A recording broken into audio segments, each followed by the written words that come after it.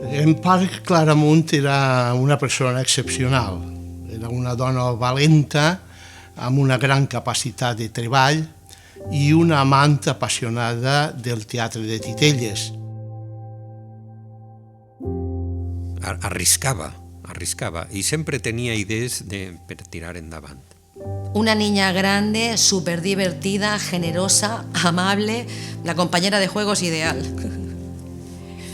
Jo crec que era un espíritu lliure.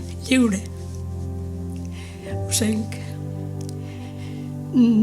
era molt generosa, era feliç, era molt feliç i volia fer feliç a la gent. No hi havia ningú tan atrevit com ella fent aquestes coses en aquell moment. Una de les protagonistes de la renovació del teatre de Titelles valencià contemporani. D'alguna manera pense que ja forma part de la història dels Titelles i del teatre al País Valencià.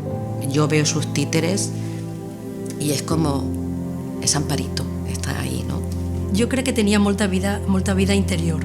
Ens va obrir sempre les portes de casa seva, dels seus espais de creació, i això ho trobarem molt a faltar.